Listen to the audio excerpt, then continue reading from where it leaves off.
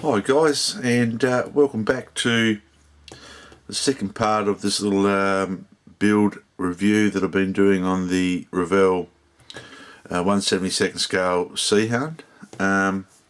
As you can see, the basic construction is done. It didn't take a great deal of time, just a few hours over a couple of nights, and it looks like a submarine, a nice little submarine. So but it did have its problems, so I'm just going to spend just a few minutes just running through a couple of these things. I've been asked if there's any problems, and I know a couple of you guys have been quite interested in building it. And yes, it is the old ICM kit, and before we can go for the instructions, one thing I will tell you about this thing is the plastic is very, very soft, guys. So when you're building this model kit, take good care of being not so heavy-handed. I made a couple of little boo-boos which I've had to patch up, but the basic construction is done. It didn't go back together too bad, and hopefully with this little video I can sort of give you a heads up on what the problems I've encountered. So if I go quickly to the instructions, it'd be easier for me just to show you this as I go. So virtually on stage 1, which is the rudder assembly, this part here, no problems whatsoever until we fit the rudder to the back, to the stern of the boat. The rudder assembly is a little bit short, so what I'm working on now is cutting a little bit of strip to go into that there, and just to fill that tiny little bit of a gap up. But apart from that, it wasn't too bad. Working our way to step 2 is the halves went together quite well. No filler was used virtually. There's just a little bit of this I've been using throughout the whole kit. It's just this Mr. Dissolve Putty, which is a new product that I'm trying, which is really, really good.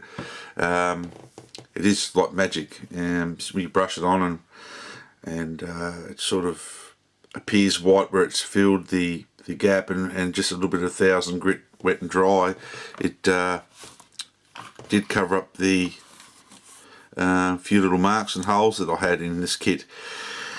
One thing to be careful of, guys, and I don't know whether you'll be able to see or not if I can get the focus in, this seam line, because the hull is in 2 halves, there's some raised bulkhead detail here. Well, must be where they assemble each bulkhead for the submarine. There's a weld seam that runs around here.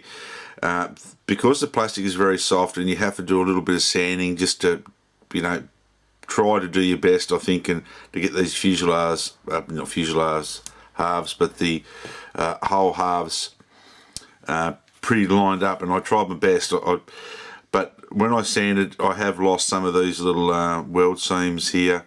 So what I'll be doing is getting some stretch sprue, just stretching it out and using that to replace the raised weld line.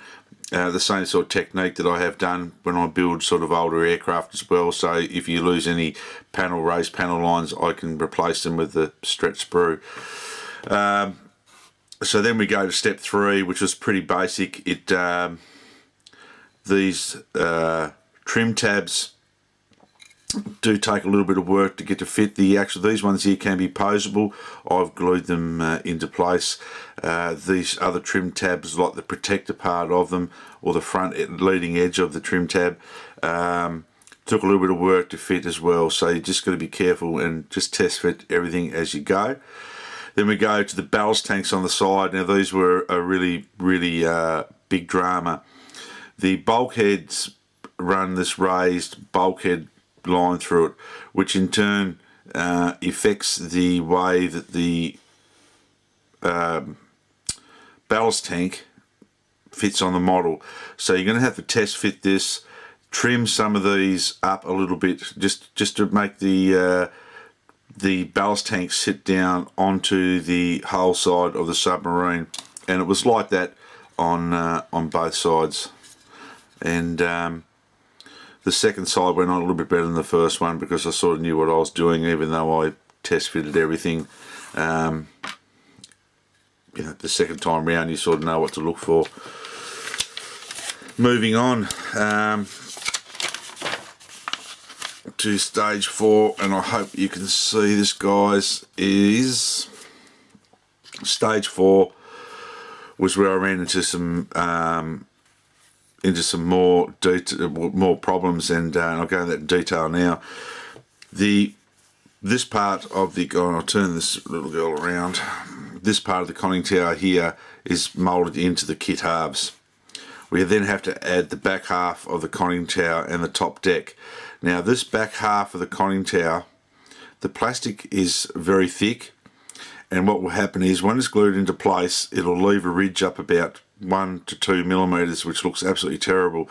So you're going to have to sand that down and shape so it becomes all one flowing piece, and that was on both sides. I removed these pins here from the instructions as directed, and I added the top half of the conning tower, the roof of the conning tower. Excuse me. It fitted, but it had a bit of a gap around it, and so I've used a bit more Mr. Surfacer dissolved putty in that as well, which worked very, very well. I'm very, very happy with it. The conning tower I recommend to leave off until very last. It's very, very soft and easy to damage. And there's some holes here which allow a couple of hatches. I think that's a hatch, and a exhaust tube or breather tube. These holes here are very, very undersized for the kit part, so you're going to have to just test fit those, dry fit them, and carefully open the hole up a little bit more. Working down to the kit part on section number 6 on the instruction sheet is these chines on the side. I think they're chines, guys. I'm not too sure. These ribs here for the bulkheads also interfere with these chines on both sides, and this actuating lever, which I'm not too sure what that is, to tell you the truth. It could be part of the torpedo release, I'm not too sure. And the same on that side. So just take your time, guys, and just test fit everything. And that was like on this side. So the port side and the starboard side, just check everything to make sure it's going to fit properly and dry fit. These tiny little holes here, there's some exhaust vents here. Well, actually I think they might be removing water from the ballast or from inside the submarine. They're very, very delicate, so just take care when removing those from the sprues as well. The torpedoes went together quite well. They've got some wonderful little propeller blades on the back of them. Again, you have to take very good care of removing those from the sprue. No matter how careful you can be, if you're not, you'll leave little marks in the plastic, and I think it's just the way the plastic is on all this when you remove it from the sprue gates. And so they should paint up well. The only detail that was lost there, they had some really finely moulded little propellers on the fuse arming mechanism. I'm just going to replace those with a couple of little pieces of tiny styrene strip, or I might have some bits and pieces out of an old photo etch part. I'll just make a couple of little tiny propeller blades up for it. So that's it, guys. It really was a good kit. I love the little subject. The little display stand comes off it. I've made it so it's posable. It is a really nice little kit. It's a cutie, and if you want something to just tinker around with over a couple of nights, it does go together well. Hopefully this video will give you the heads up so you can sort of just power on past some of the problems. You might not encounter these problems. It might have been my building technique, but I'm just sort of give you guys the heads up on it. It's a very interesting subject.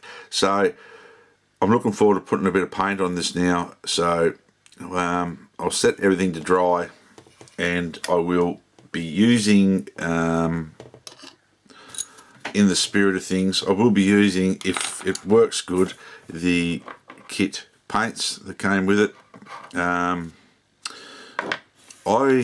did brush a piece on a spare bit of sprue here, and I don't know whether you can see it or not. That's the colour there, and that's just straight out of the pot, mixed up straight out of the pot and just brushed on with the actual old brush that it came with. And the Revell paint's quite good in it. It'd be interesting to see what airbrush is like, because I will be airbrushing that kit as well. And I'll be modelling U5022, which is the dark machine. I hope I wanted to do the darker little U-boat. I think it's going to look quite cool. But that's it, guys. Yeah, if you see one of these coming about, they're not a bad price. I think I picked mine up for about $20 Australian, and I've had a bit of a fun doing it. It's been that's my first ever submarine kit. I was working out the other day if I've ever done a submarine model in my whole entire life, and I have to say I think it is my first ever submarine that I can remember, like, clearly. So they're a bit of a learning curve for me. I'm going to be practicing a few little different techniques for washing and rusting and some salt streaks, because as I said, I want to build some more warships. They interest me a lot, and there's a group build coming up soon for it, so this is a good step for someone who wants to have a go at doing a little submarine. And there's plenty of things on the internet that I've seen about this little sub. I've seen pictures of it sitting on a truck trailer, you know, ready to go in the water on a slip, or it's like a trailer on a slip, and the door armour possibilities or the vignette possibilities for this little girl would be fantastic. But that's it, guys. Thanks for tuning in. I hope you enjoyed this little video. I'm going to do a couple more of the little inbox ones, not just for me, for the channel, but I've just had a couple of requests from some younger modelers again, so I'm going to start doing a few little airfix things and stuff like that. You know, we can build over 2 or 3 days, and not do the whole build log, but I'll sort of do some building, and then we can sort of review what has been done between each stage. So we'll do an unboxing, then we'll do the build, and then we'll do the painting and decaling, and then I won't get into weathering too much if no one's interested in it as well. But next time, guys, thank you very much. Please subscribe if you like what you see. Please leave a comment. Until next time, be good, model hard. God bless you all. A little bit of effort, you can get a good result out of an old kit. Cheers.